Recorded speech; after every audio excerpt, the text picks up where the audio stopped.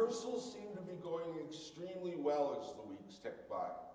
The play was coming together. Most of the actors and actresses had resolutely committed their lines to memory.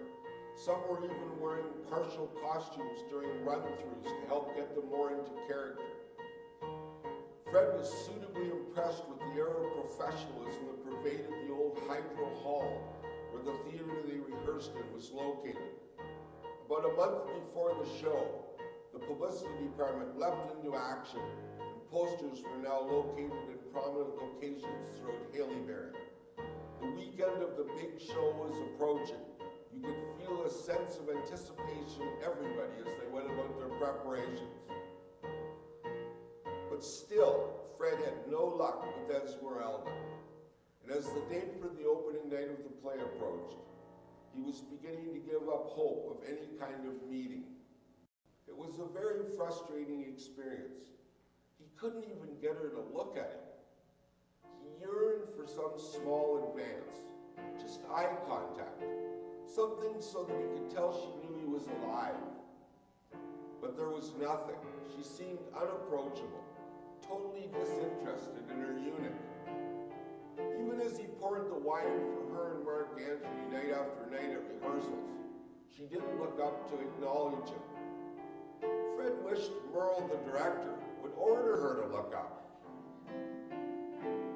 He thought that in real life, Cleopatra would at least look up to acknowledge her eunuch. He'd read once that royal women in the old days used to confide in their eunuchs. It just didn't seem right that she wouldn't even look up. They built the set about 2 weeks before the show was to premiere. They had a set building bee one Saturday. Fred rolled up his sleeves and did what he could to help construct the court of imperial Rome and the chambers of an Egyptian noblewoman. It mattered not that nobody really knew what either one of these places actually looked like.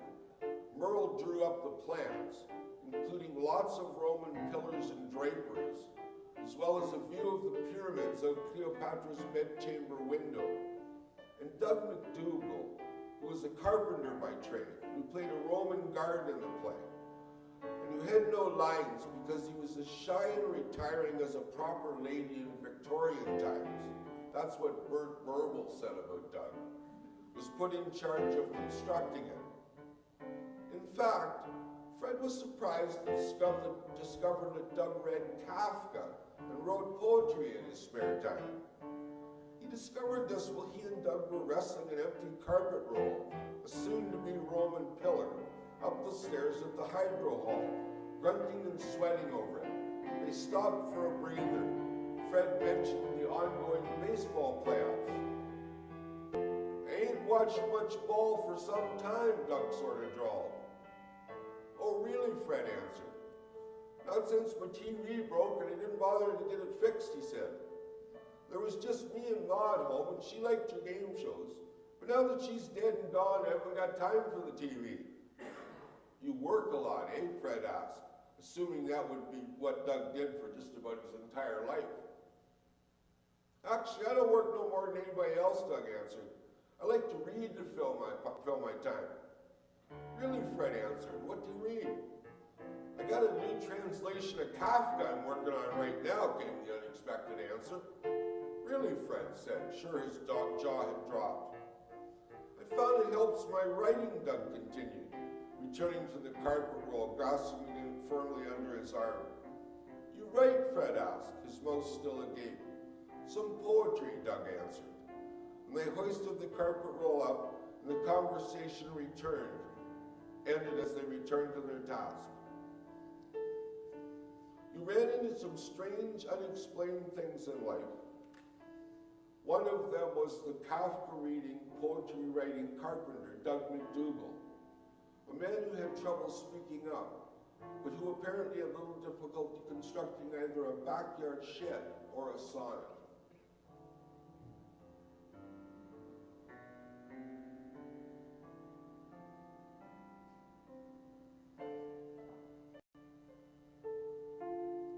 About a week before the opening of the play, Fred saw Janice and Ed, the dashing plumber, having coffee at Tim Hortons. When he asked Janice about it later, she said they were discussing Ed's makeup and how old he should look in the play. But Fred wasn't born yesterday. So the next morning, he effectively ended the relationship. He was sure she was glad. Still, he felt melancholy about it. And he decided he'd liked her best as a redhead. And even as he lay in his bed on the first night after his apparent breakup with Janice, all he could think about was Esmeralda, the actress. He was tempted to phone her. He even looked up her number, but couldn't. It was the same old story. He was useless around women, so terrified of the answer that he almost always failed to ask the question. He had only ended up married and in a relationship with Janice the hairdresser because both women had been relentless in their pursuit of him. And if he was put on the spot, he couldn't say no. But he had never felt comfortable around available women. When he'd been younger, he'd often driven the car with his friends necked with girlfriends in the back seat. All the final pieces were being put in place for the play. Wardrobe had been busy working away. At least Mrs. Kritzcramp had been busy working away, because she was the entire Haleybury Little Theatre wardrobe department, and had been since Merle, the director, had been in diapers, or so she reminded Merle whenever he questioned the look of one of her costumes. It was difficult to come up with patterns for ancient Roman and Egyptian clothing in Haleybury, so Mrs. Kritzcramp got Stella the librarian to find some pictures in the encyclopedia. The best she could do was ancient Greece, so they had to make do with that. Fred was fitted for a tunic, and he thought of his newly adopted Spartan lifestyle the first time he saw himself in a mirror in the brief garment. Those are runner's legs, he thought proudly. I don't look too darn bad, he thought. Not for a middle-aged guy anyway. Finally, it was dress rehearsal. It was the big night. The first time everyone would be in full costume and makeup. Time to break a leg, as the cast and crew said jokingly to each other as they were getting ready. And Haleybury Little Theatre had a tradition of letting a local charity sponsor the dress rehearsal and sell tickets to it to raise funds for worthwhile causes. So there would be a big crowd on hand. It was a bit like opening night. It was worth getting a case of the jitters. It was interesting seeing everyone in costume for the first time. Ed the plumber looked exceptionally splendid in his Roman battle garb. Even Doug McDougall looked bold and brave as a Roman centurion. But when Fred first caught sight of Esmeralda in her Cleopatra wardrobe and makeup, he was completely breathless.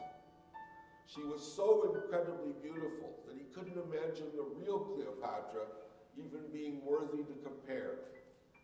She looked so amazingly regal as she swept around backstage, seeming to pace in nervousness, appearing to catch the jitters as much as the untried seemed to do before first going on stage.